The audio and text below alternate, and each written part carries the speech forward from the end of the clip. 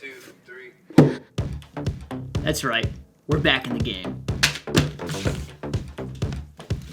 This is the Garmin HRM Pro, and I bought it just over a year ago for the Go One More marathon prep in 2022. The problem I have with Garmin heart rate monitors is that they suck. They're really good when they work, but whenever you need to change the battery because the battery dies, they become faulty. And I don't know whether it's a manufacturing issue or whether I'm just not doing it right, even though I follow all of the instructions and try to do it properly. I don't know. You have to remove these little screws here to take the cap off, and inside is the battery, and then around the battery is a little rubber O-ring. That O-ring is really important to keep water out and to keep the battery from corroding. And this happens to a bunch of people after doing a lot of research. The O-ring, after taking the cap off, gets all twisted and I don't know, it just doesn't work right anymore. An O-ring's supposed to stay in an O shape. That's what was making the battery go haywire and shorting out and not being able to connect to my watch. I contacted Garmin last year and tried to get a replacement unit. Turns out that during our chat customer support thing, I disconnected too early before anything got set up. And that was my fault. And I just learned about that last week because I recontacted them and finally got a new unit sent out. So, without further ado, we have 10 miles to run today, and we're going to get that all set up and take our first long run of marathon prep. The way to do that is to go into your settings, go down to sensors and accessories, add new, search all, and this might take a little while. No sensors found. Try again. I'm an idiot. I completely forgot that in order to connect this, you have to put it on so that it reads an electrical signal. So let's do that. Okay, let's try it now. Let's try again. Searching for all nearby sensors and accessories. And we found it! Select to add, and external heart rate monitor detected. Now let's go run 10 miles.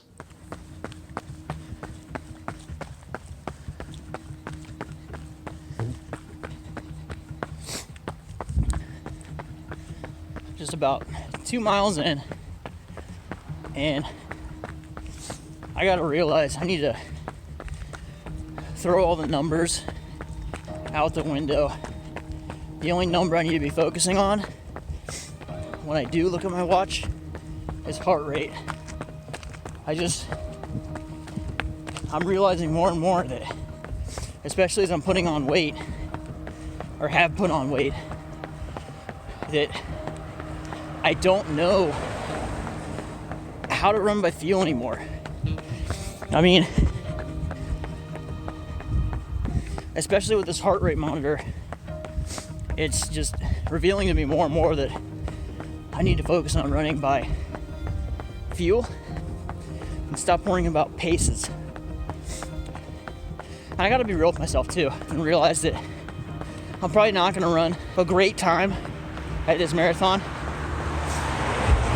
It's too early in the year. I have too much weight on me. I mean, we're still 10 weeks out. So I don't know what can happen, but I gotta be realistic. If I can run like a 350, I'll be really happy with that. Especially if I don't fizzle out like I did at every single marathon last year. I just want to finish this one by running most of it, feel as good as I can at the end, and just stick to my goals. There's 5 miles. Gotta touch the sign or it didn't count. I really gotta poop. There's about a mile until the next place I can go.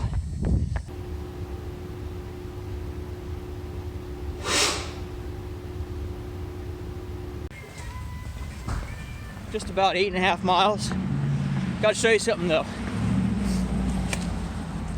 This is my old stomping grounds. I graduated from college. Right there, I guess it's...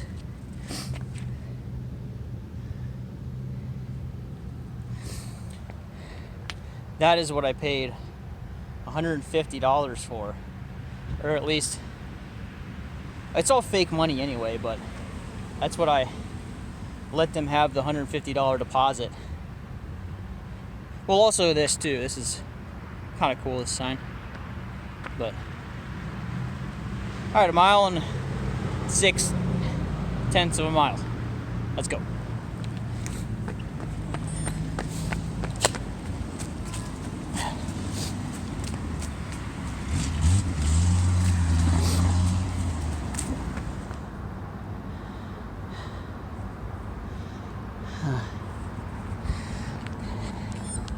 Pizza sounds so good right now. I went into this run a little bit hungry. Had 2 slices of bread right before. Just absolutely shoved them in my mouth. So I knew I needed calories. Guys, that's not the way to do it. Make sure you have enough food. If you need to eat something right before, have a gel or have some honey. Put like, I don't know, 2 ounces of honey in a little cup thing. Warm it up for about 7 or 8 seconds in the microwave so it doesn't burn the crap out of your mouth. That'll give you like 120 calories to run off of. And it'll go down smooth. You won't get stomach problems. That's what I had first like 5 miles of this run. Yeah, I could go for some pizza right now. I'm hungry. That's where I lived senior year, right there. Ulrich Nicholson Court B. In one of those rooms up there.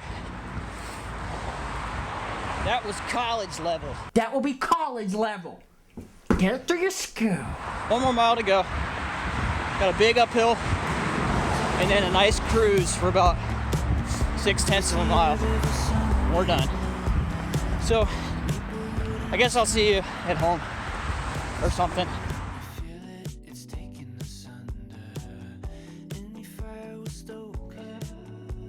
First long run is officially complete. Let's talk about it. Total distance was 10.01 miles. Total calories burned, 995, and it was ran in a total time of 1 hour, 38 minutes, and 5 seconds. I'll go over the splits here, and I'll put them up on the screen to my left. First mile was 9:55. Second mile was 9:43. Third mile was 9:52. Fourth mile was 9:51. Fifth mile was 9:48. Sixth mile was 9:41. Seventh mile was 9:53. Mile 8, 9:48. Mile 9, 10 minutes. And mile 10, 9:31. The 10 miles wasn't that bad. It really didn't feel that long either, other than the fact that I had to just run for such a long time. An hour and 40 minutes is not a short time to run. To me, that is very slow. But if you are a runner and that's where you're comfortable running, and that's, your fastest marathon or half marathon or even 5K is at a 9:45 pace, don't let that discourage you.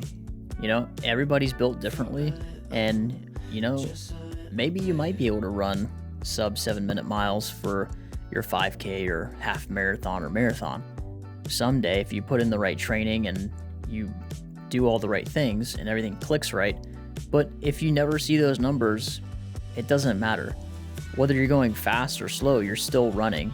And plus, it's like 1% of the population does marathons. So if you do a marathon and your pace is 10 minutes per mile, you're still doing a marathon and you're still running more than somebody who could run 1 mile faster at a faster pace, but they're only running 1 mile. They're not running consecutive long runs and then a marathon. So there's a point about that. The other point I want to make is right at the end of my run, right when I was about to hit 10 miles, I looked at my watch and I saw almost an hour and 40 minutes. A couple years ago, when I was at the peak running condition, I think, before I started really lifting or anything, I could have ran a half marathon in that time. But then I remembered, you're not in that position. You have started lifting weights. You've gotten a lot stronger. You've gotten a lot bigger. You're trying to get your business off the ground.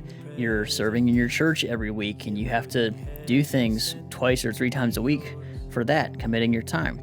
You're also trying to make YouTube videos about it to help other people who are, trying to find their way in a fitness journey.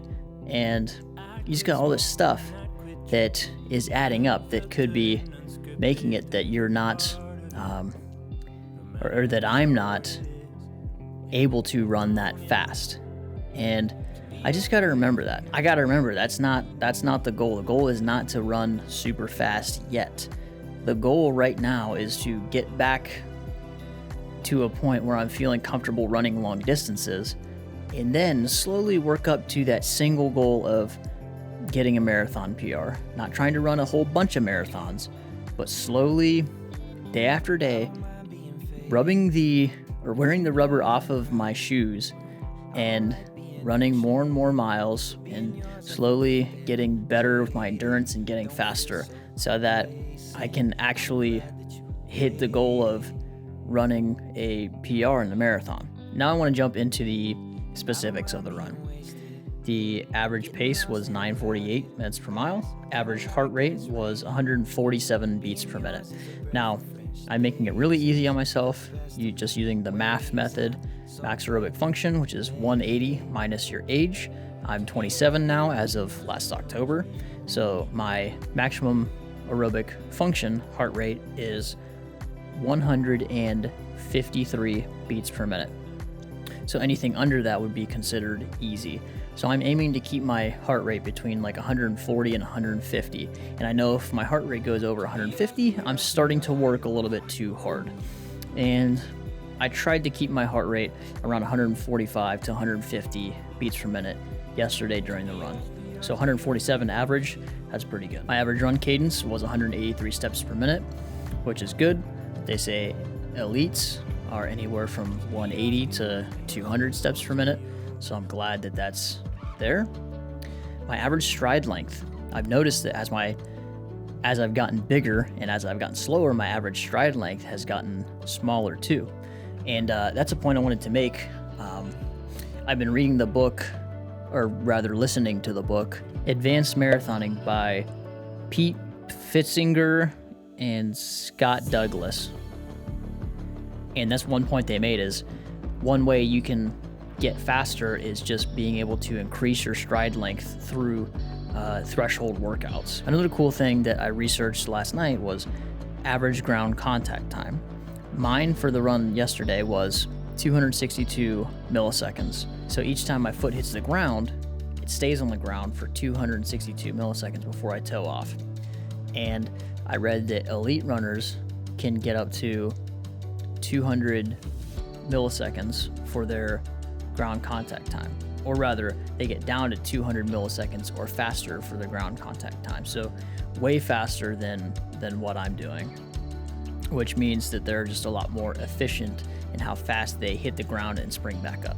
And finally, the total elevation gain was about 239 feet. If I divide that by 10 miles, that's about 24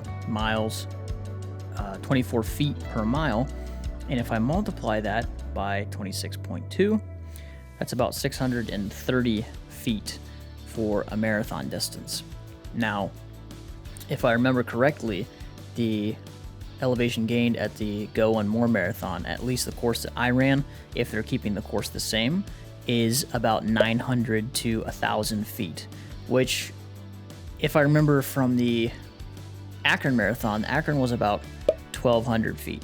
So it's somewhere in between kind of hilly and really hilly. So I'm gonna have to make sure for this marathon prep, in my threshold workouts, I not only include speed workouts, but I also include hill repeats, because I need to make sure I'm getting in a lot of elevation and training my legs to be able to take that.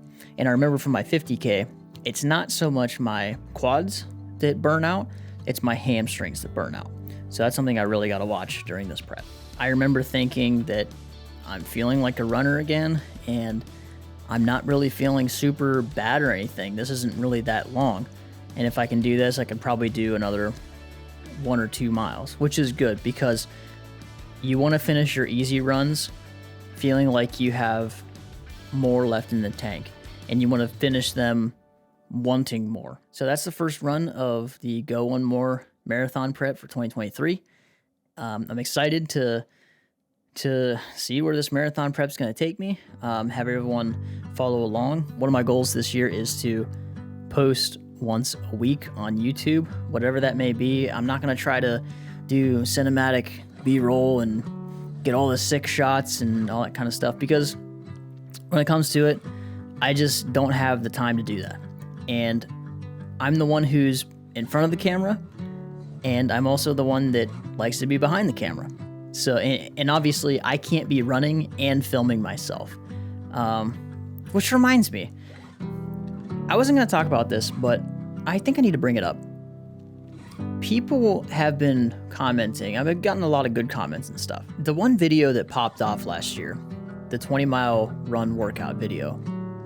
First of all, thank you everyone who's watched that video. As of right now, January 29th, 2023, it has about 9,000 views, which for a very small channel like me, that's really helping my channel and getting the views up there so that, you know, someday I could possibly be monetized, which would be a great form of income to add to the, you know, entrepreneur and all that stuff. But it's really true what they say.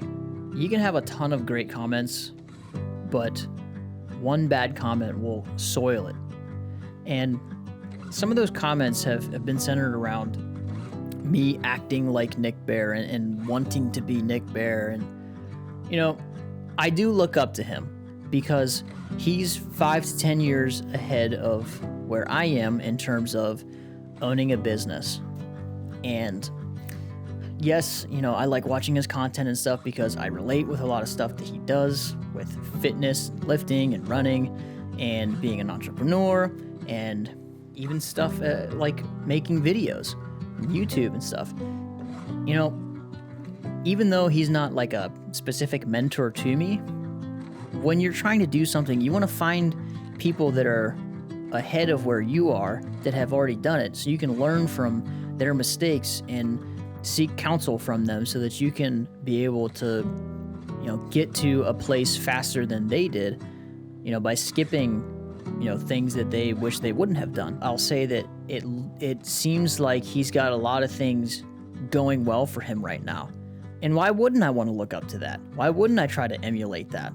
So to the people that have made those comments, I'm not going to say, you know, screw you, you're an idiot, you know, go fall in a hole or whatever.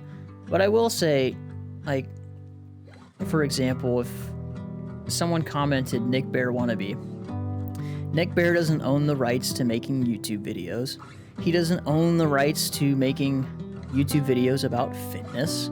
He doesn't own the rights to telling a good story. He doesn't own the rights to editing. So all of that stuff, even though I do a lot of the same type of things, it's not because I want to be Nick Bare.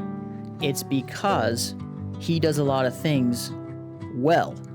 And a lot of those things I also do, and I want to do them well. So I experiment with different things, the ways that he's done them, and try to emulate them, figure out what works for me and what doesn't work. And obviously, a lot of people who are watching my channel, they like those kind of things. They like running and lifting and, you know, learning about business and even seeing what I have to do on a day-to-day basis. No matter how boring it might seem to me, I live my life differently than other people do, and to other people that might be interesting. So sorry if that got a little wordy and boring, but I really felt like I should bring that up because I know as the channel starts to grow even more, I'm gonna have a lot more comments from haters, and it's just it's a very real thing that you have to deal with. I tried not to let it get to me, and even tried to, you know, just thank people for even commenting and watching the video. But that's going to be the video. Thanks for watching, guys. There's going to be a video coming out mid this week talking about my goals, and you can expect another video sometime next week talking about my next long run, which is going to be I think a full day of eating and a 12-mile run. I don't have a GoPro yet, which I'll try to get my hands on one because my phone it shut off mid-run yesterday. And anyway, yeah, thanks for watching. Subscribe if you want to see more and follow along in this journey of this marathon prep. Like the video, and I will see you guys in the next one.